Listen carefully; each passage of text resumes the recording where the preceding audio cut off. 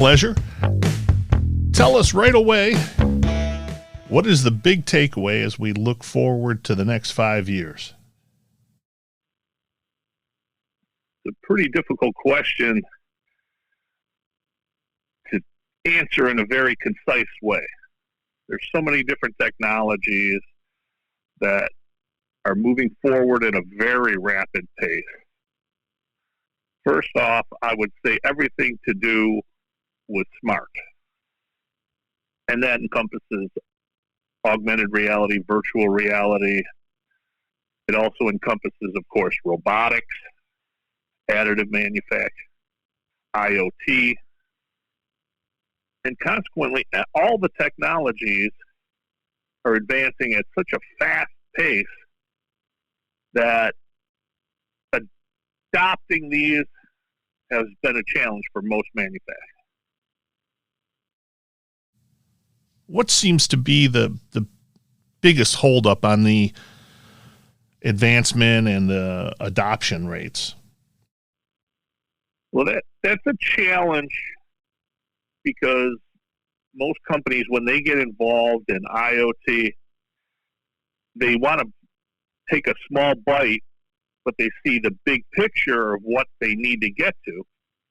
And it's not easy for them to swallow how much investment it takes to get the return that they want to get.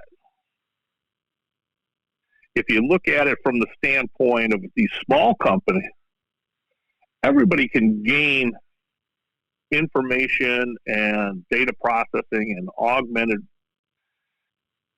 but it takes a complete immersion in the technologies to really reap the rewards.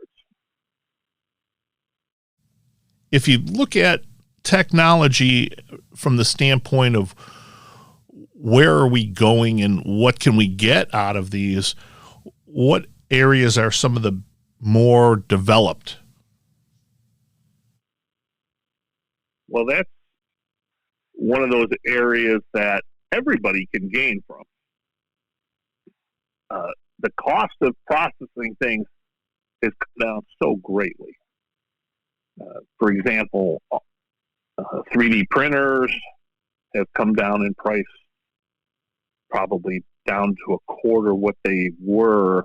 Of course, new technology comes out all the time, and that it is still at a high price. But if you look at things like drones and you look at 3D printers and everything else, you can get into the market at a very cost-effective rate. Sensors for IoT are more available, and you can get some very high-tech laser sensors. All of the old technologies, and I don't want to say old technologies as if it's not important, but all of the older style sensors can certainly reap significant rewards for even small companies. If you had to pick a technology that's going to make the biggest impact, what do you see that coming from?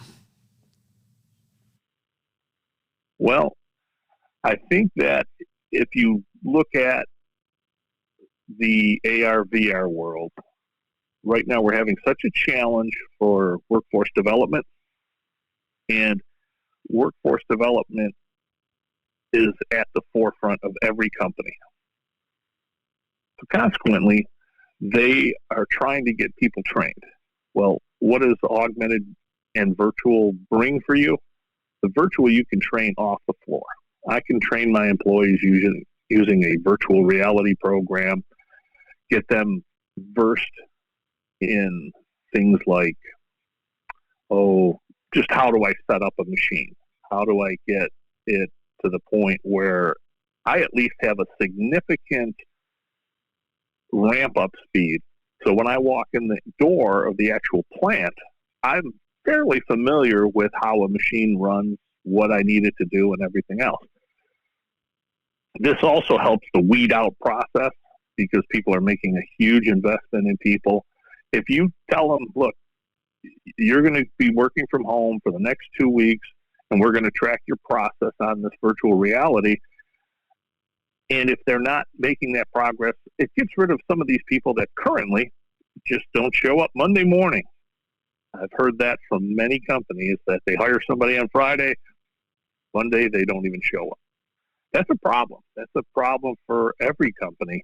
And we don't want to be experiencing too much of that. If we can get them to a VR investment, that would help us greatly be able to determine if this person is viable as an employee. And I don't think that that's unreasonable to try and get them to some grade level of virtual experience. So where do you take it from there? What's the next step? Well, interestingly enough, the next step is then going from virtual reality to a level of augmented reality.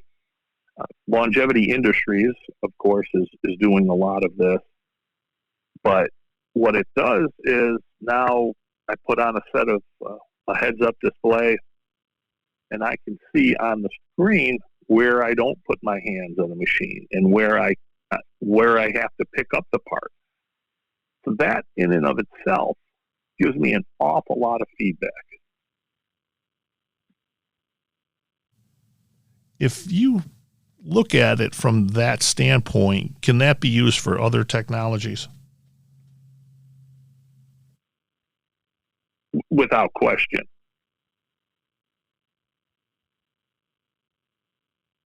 If you look at how augmented reality is being used right now in service departments, you can have one master technician.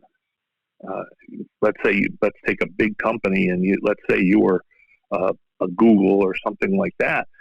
I can have somebody in one central location that has probably the greatest expertise, but he can now work with other people, other technicians using HoloLens or even the now defunct Google Glass.